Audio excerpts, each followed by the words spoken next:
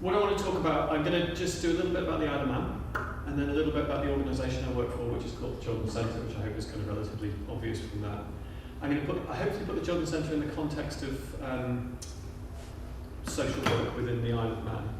And I took a little pause for something a bit silly, and then I thought I'd give you just a few minutes on my career to this point, because the reason I'm talking is I did the Extend programme in 2015, 2016, and it very much helped me get to the, where I am in my career now. A lot of what I use organisationally has come from referring to some of the stuff I engaged with on the Extend programme. Sorry, that was a pun, and it wasn't meant to be. So, I'm the CEO of the Children's Centre, but ages ago I went to a talk at the Battersea Arts Centre, and the director of the Arts Centre said, "Hi, I work for the Arts Centre." And I thought, that's a much better choice of language, isn't it? I work for the Battersea Arts Centre. It's not, I am the CEO. So I often say I work for the Children's Centre. And ironically, on an island like the Isle of Man, where everybody is a director or a business person, they're kind of like, oh, well, we need to speak to the CEO. So I have to do a strange backtrack again, well, I am also the CEO as well. Anyway, I work for the Children's Centre. I moved to the island about 4.5 years ago for the job, and I didn't really know much about the Isle of Man when I went there. So just a few stats and pieces of information I think might be of interest. It isn't part of Great Britain, but it is part of the Crown Dependency British Isles. So it does use sterling, but it has its own money, which I'm very happy to pass around. Yes! I'm bribing you all to like my talk. Population about 86,000. It's a few facts that are kind of interesting. It has the longest serving running parliament in the world. So Tynwald started around about 1100 AD, 11th century AD, and meets continuously. Anyone on an island can petition Tynwald once a year, and they have a special day on the 5th of July called Tynwald Day, where pretty much the whole island gets together and watches some pomp and ceremony, but you can say anything you want to the politics there. It's the first country in the world to give women a vote, pre-New Zealand, although New Zealand competes in different ways, but it was about 1860, I believe, is the date where we got the vote on the Isle of Man. Wonder Woman's based on Manx women, because the artist who created Wonder Woman was married to Manxie, and she was from farming stock, and he basically kind of created the Amazonian race based upon Manxie, which is quite fun. Manx Gaelic is still used. It almost died out, but then it's been kind of resurfacing, and there is a Manx Gaelic school that speaks only Gaelic in the classroom, and I can't speak much. I can say Fastamai Wojiveg, which is hello, little people. Wojiveg is a sort of a fairy folk thing, and that's part of the Manx folklore, and the fairies are all around, and there's certain things that you should or shouldn't do. You're not allowed to say the word R-A-T, I can say it because I'm on British soil. Rats! You're not allowed to say rats on the Isle of Man. You have to say ringies or longtails because they're very superstitious. There's no foxes, there's no badgers, so they become like rats of unusual size. I don't know if any of you read The Princess Bride or seen, but they are genuinely huge, and they are the dominant predator on the island, so they're kind of terrifying, which is why you're not allowed to say R-A-T out loud. It's really quite lovely to live there, but it's got challenges about certain elements of being progressive. The kind of idea that women get the vote, you think, oh, really progressive place. Homosexuality was illegal until about 1993. People were imprisoned until 1993 for being gay. And I don't know if any of you picked it up, but there's a big thing recently in some of the more guttery press about a school in Peel on the Isle of Man where a transvestite was brought into school to do something, was doing sex education, and it just completely blown out of proportion. It's quite a religious island. About sort of 50% of the population do identify as being very strongly Christian and have very kind of old-fashioned Christian views, and are quite embedded into lots of bits of thinking. So it's curious in some ways. So it is fascinating to work there and live there, but it's not. You've got to be realistic about these places. I think it's not this glorious kind of beautiful place where magic happens. It's got some challenges. Money is one of them. Financial services is one of the biggest industries on the island. It's not a tax haven as many people believe, but it does have an independent taxation system. So a lot of people move wealth there. Again, British politics, but the whole thing of Baroness Michelle Mone, who did the PPE contract through kind of bits and pieces. She lives on the Isle of Man with her partner, Doug Barron, who strips pensions. That's his business, basically, is stripping pensions. You know, they are complicated people to kind of have around, and the island does have that sort of them and us energy going on quite often. So there are quite a lot of social challenges that are ignored or denied or hidden or etc. By the Manx government, because they want to make out that it's the best place in the world to be born and raised, and you know, schooling is amazing and all these sorts of things. And in some ways it is. You know, the whole island has got biosphere status, so environmentalism is quite prevalent and people think about that. But in other ways, it's not quite so progressive. So curious is the best way to describe it. We are a charity. We're an independent charity. This seems to be an important issue on the Isle of Mann, and if it's necessarily important in a UK context, but we're an independent charity, meaning that we get no core government funding. All the money raised is done independently. We work in arguably what's called the missing middle, so in between health, social care and education. So it's those kids, those families, those children that miss out on statutory services, but they're not in full-time care. You know, it's that kind of great big growing swathe of children that are struggling. I've got some words here that you might find interesting, but this is essentially how we present charity on the website. We aren't there to solve people's problems, but we're there to help people get through their problems and find a better stage through life. Because we're independent, we don't have any of those sorts of criteria like we have to work with under 18s. We work with naught until independence. And we also work with the family as a whole. So the classic kind of idea is that you've got a child who's got some behavioural problems. You can do the best possible work in school and the best possible work in some kind of a support agency. But if the family life is utter chaos, you're not going to help at all. You're kind of really just perpetuating the cycle. So we do an awful lot of work with parents, including parental support, parental one-to-ones, parenting change courses and information, and support that around. I'm not necessarily going to talk about that aspect of the organisation. I'm going to talk about children, because I don't think we're here just because of children, but that's arguably what the charity focuses on. So that's the element I'm focusing on, it's the impact on child's lives.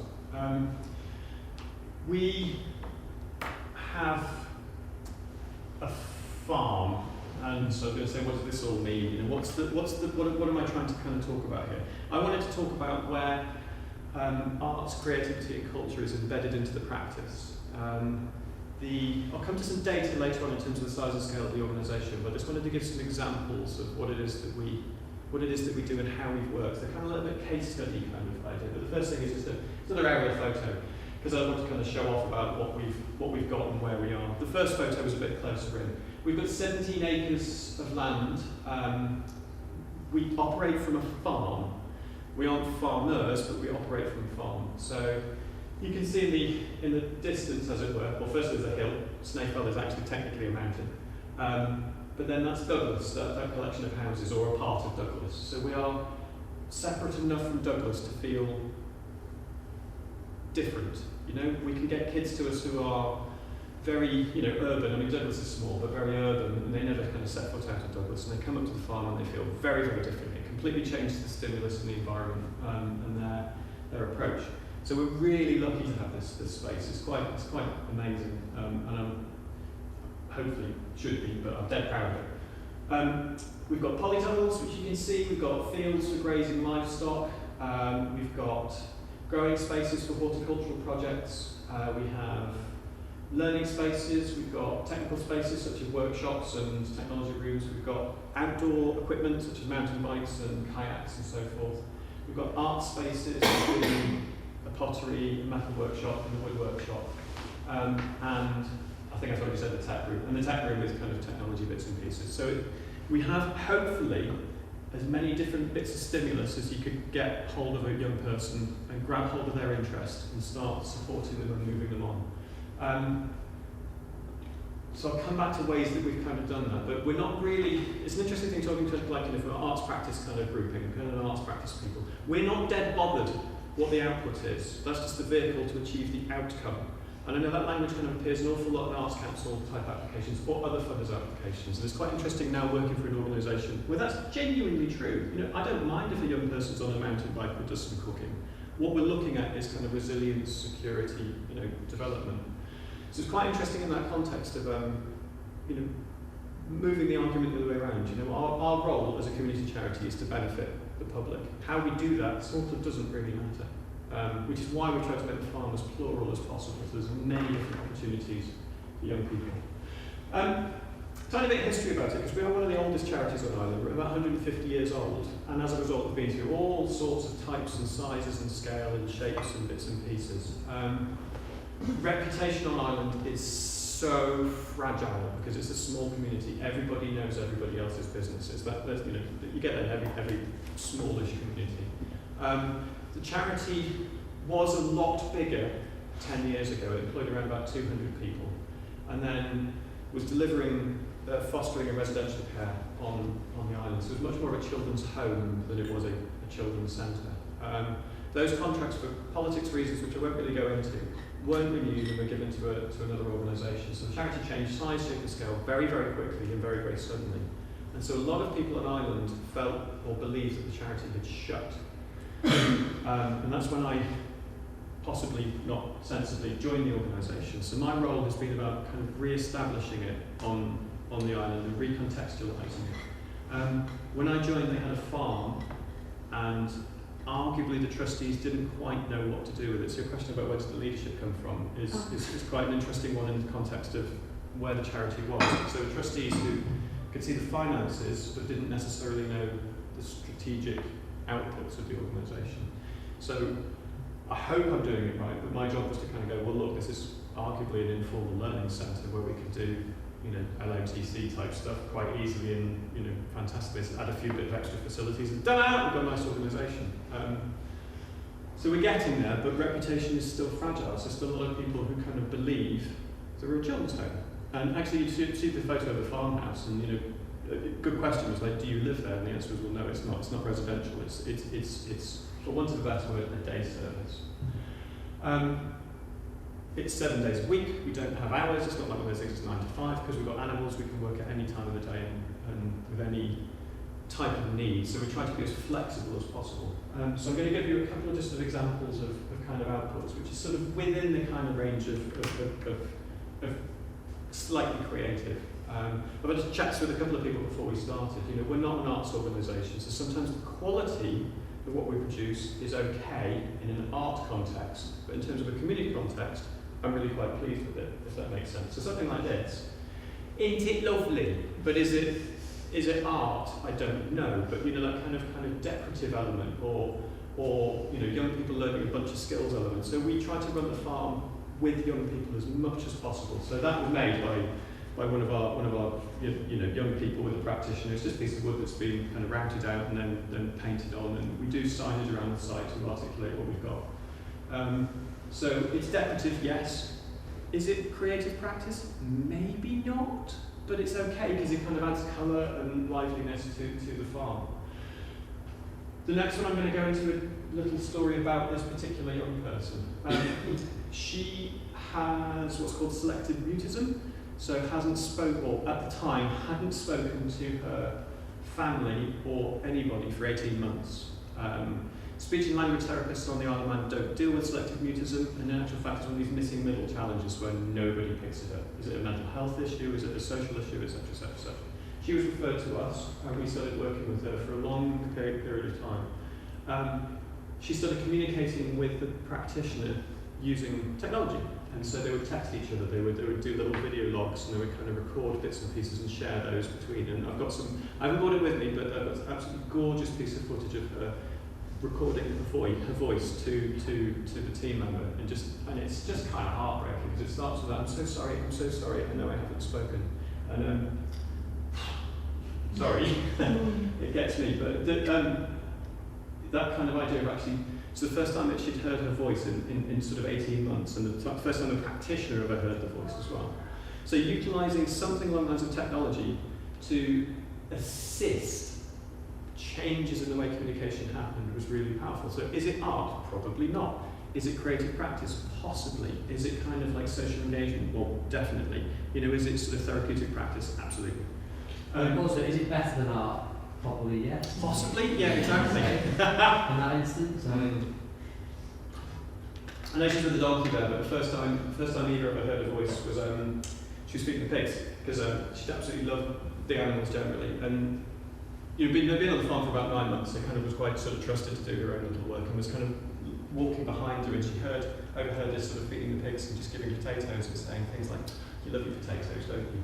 And it was it's just small, it's subtle, but it's those kind of step changes. It's about baseline data, it's about benchmarking and kind of understanding where people's challenges are and then working from that.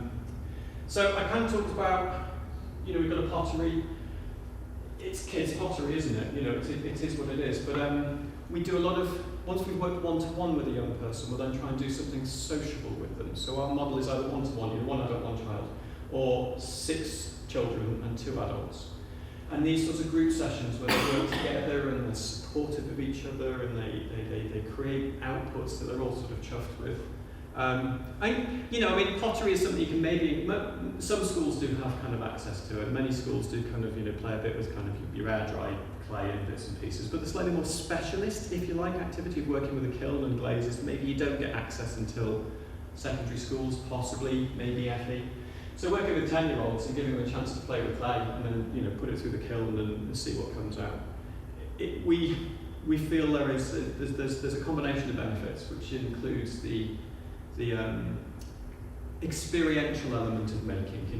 If you kind of put sugar paper and crayons in front of people, there's nothing wrong with that art typically, but sometimes it's about stretching and giving new places to be excited by.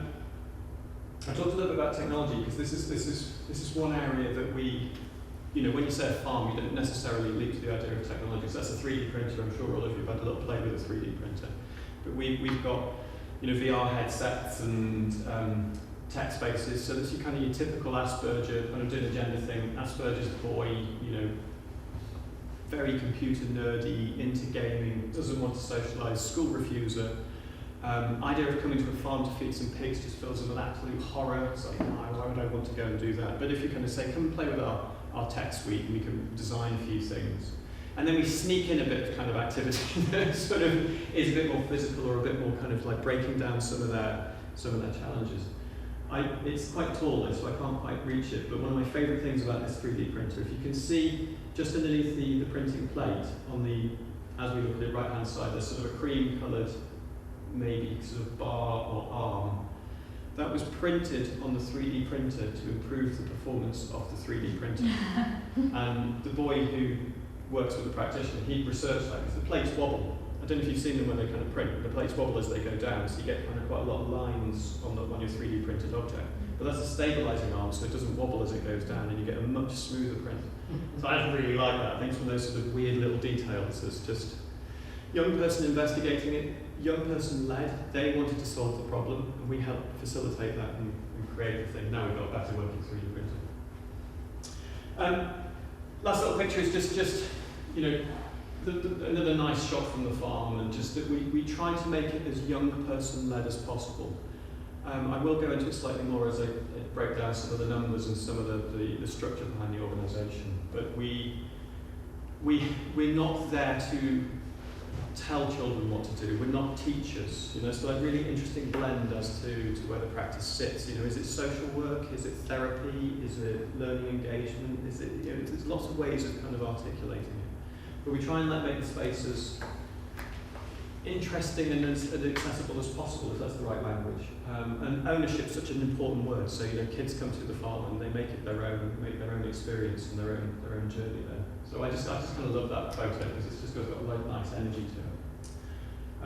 And again, when I joined the organisation, we had a lot of images of it's the classic social services or social work type images of the sort of the worthy poor kind of thing. It's very stock. It's taken from catalogues, and I find those images really frustrating because they don't articulate the work that we do, and there's no connection to the space or to the place. So trying to get more of this sort of imagery around the organisation is one of the things I hope we can do. I thought this might be of interest to you because that's the range of activities, and this is not everything, but there's a range of activities that we do, and we identify them against things like social benefits, emotional benefits, or behavioural benefits. So in terms of who comes to the Children's Centre, essentially it's from 3 different types of challenge. So one is learning, And that includes things like ADHDs, ADDs, ODDs, all that sort of stuff, and I'm very happy to talk about that in more detail if anyone's interested. The other is emotional, so that's kind of things like, as I said, the selective mutism, mental health challenges, anxieties, eating disorders, those kind of territories. And the third is behavioural, so that is your, and again I'm gendering it, don't need to, but naughty schoolboy. You want to be gangsters. County Lines is only just starting on the Isle of Man, but it's a very vulnerable population there because I've never encountered anything like that. And there's quite a lot of vulnerable young people. So, and Liverpool's quite close. There's an awful lot of drug dealing that does go on the island. In fact, silly story. Do you remember? During lockdown, it hit the British press about some guy taking a jet ski across from Liverpool to the Isle of Man to meet his beloved, and he was a heroin trafficker. And everyone on Ireland knows this. So he drove his jet ski into Ramsey with his blocks of heroin. And then the press picked it up that he was kind of doing a lovely romantic thing. But that's just kind of part of it. So where am I going? Behavioural kids. So it's the naughty children element, and that's an interesting tension on the island because sometimes people give to charities because it's the worthy poor, and when we say there's a naughty kids who smashed up the bus stop, there's sometimes a great rejection of that kind of client work. And even from my trustees, there's a bit of a kind of a rejection of that kind of client work because it's sort of, they see that our role is to help the victims, not the perpetrators.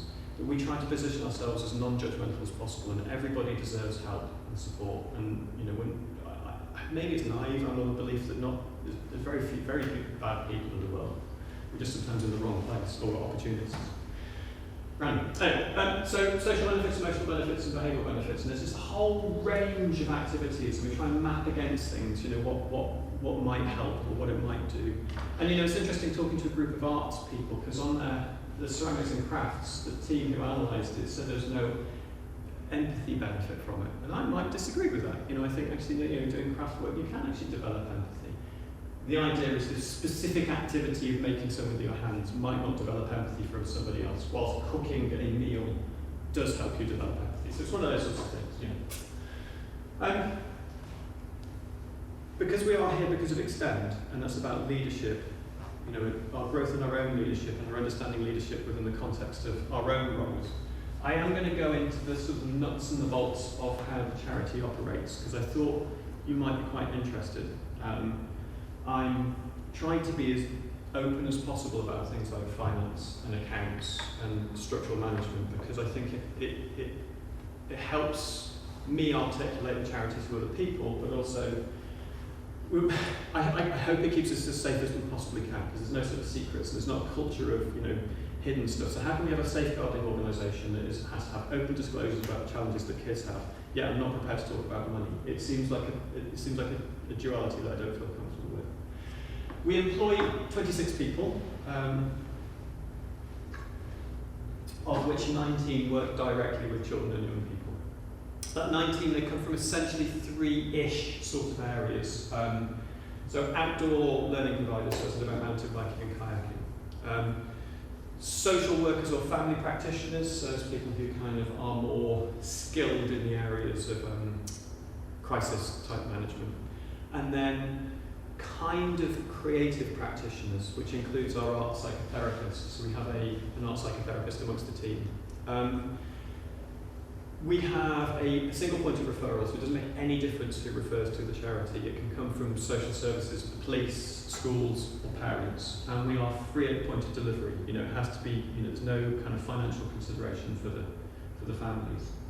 And we assess each client weekly to make sure there's progress measures going on in terms of their journey and their outputs and their outcomes. We work with around about, on the far side, about 160 young people each week, and they get a minimum of 3-hour session, possibly slightly more depending on their needs.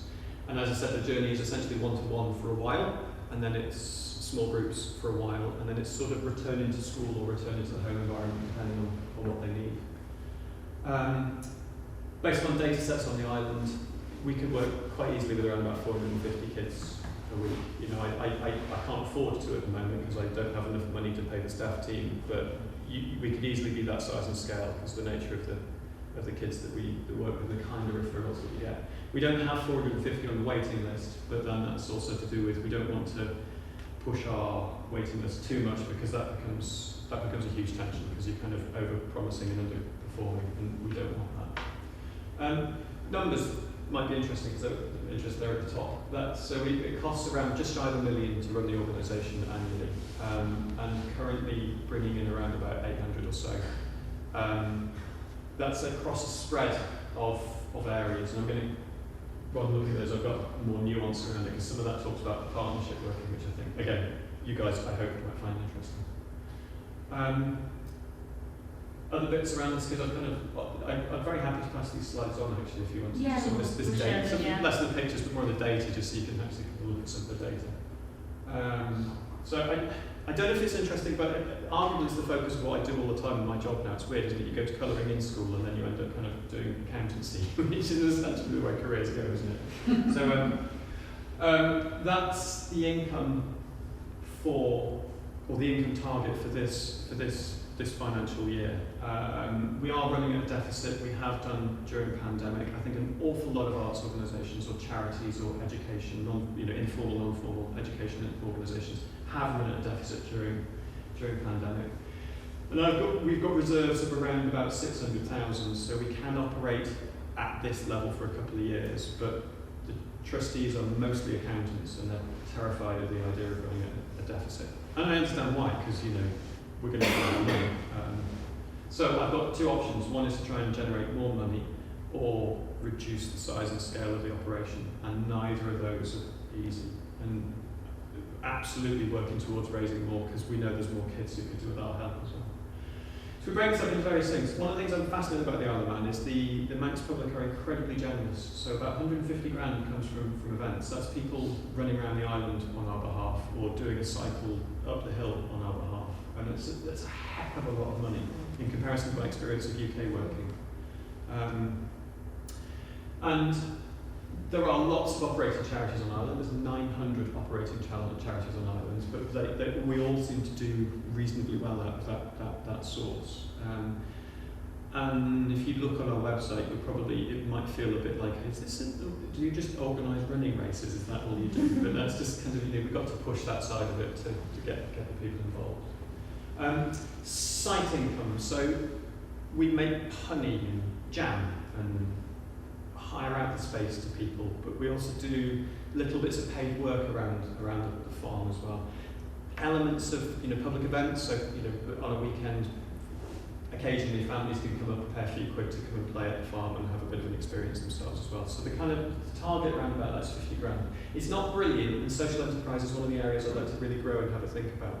There's places like City Farms in Bristol, and I think they're a £2 million organisation, and they raise about 1.9 from social enterprise, or so they articulate. It's massive, and I'd love to know how they do it, but... Isn't it because, what's the name, Michael Morpurgo set that up, isn't it, because he's kind of the name? And I think they're calling social enterprises like paid visits from schools, as well as weddings and things like that. So that it's maybe a bit of a blur of what actual social enterprise means, but it's a heck of a lot of income that they're almost operating the organisation from. High net worth, as I talked about, Michelle Moan and Doug Barrowman, as two names that you might have heard of. There is a lot of pockets of wealth on the island, and we get an annual donation of $250,000, which is a massive amount, from a family called the Scheinberg family. They owned a company called PokerStars, which is a bit of a online gambling platform, and sold it for £4.6 billion 7 years ago. And you can't sniff at it, but 250 grand is a massive donation. So much bigger than I've come across professionally before. But there's a tiny part of me that kind of goes, you've got £4.6 billion. Can you just make it $500,000? But they're business people, and they do not want to sole fund an organisation. They want it to be at maximum a quarter. So I'm slightly on that threshold of a quarter, but it's still a lot. Grants. So MLT stands for the Manx Lottery Trust. So we can't access Arts Council England, fairly obviously, or the Heritage Lottery Fund, or whatever they're calling themselves now, or any of the other lottery distributors from the UK.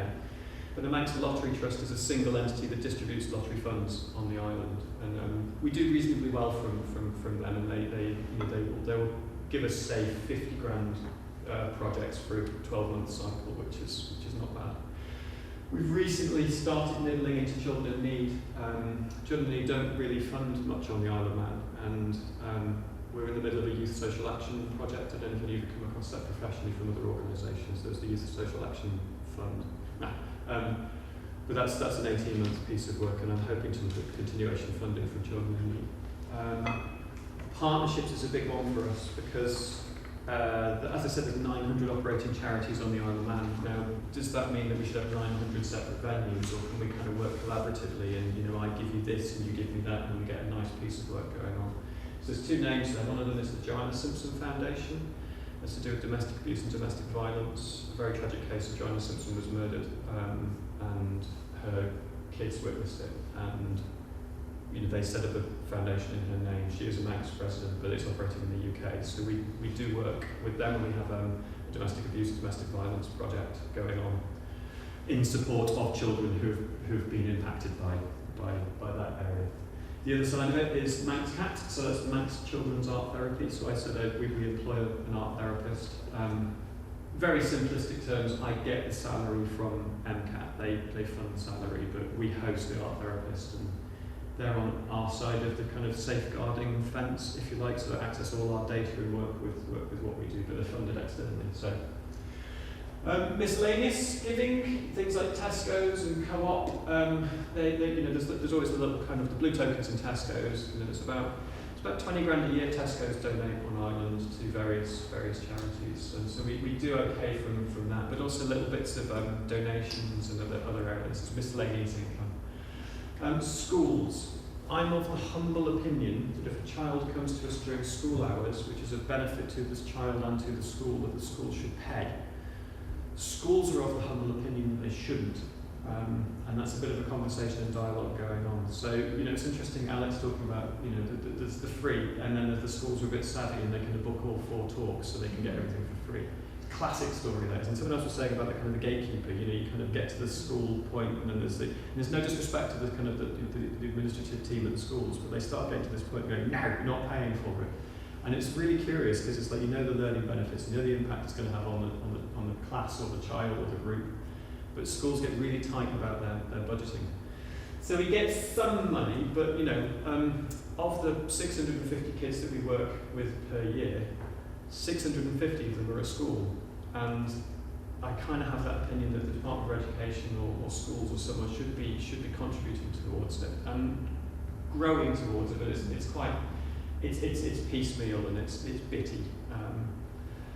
And someone asked about schools on the island in terms of curriculum, and they are. I could go into it with great detail, and it's not necessarily interesting, but they are very, very independent of each other. The rule A doesn't necessarily occur in school B, if you like. You've got to recreate the dialogue with every single school that you go to, which is quite a bit of a challenge. And then finally, commissioned work. So that is actually government commissioned work at the moment, and it is a bit piecemeal. I don't know. I thought numbers might be useful because again, before I did this job, I put budgets together for projects, but in terms of running a whole organisation, it's useful. And my chairman is a good bloke, but he's an accountant, so I tend to have only this conversation with him, rather than what work are we doing with young people. I'm trying to shift that paradigm, and John is as well because he's a good guy. But his mindset is if we haven't got enough money to run, we can't run, and he's right. But you've got to understand that to get the money coming through, you've got to have really good services and really good, I hate to use the word product.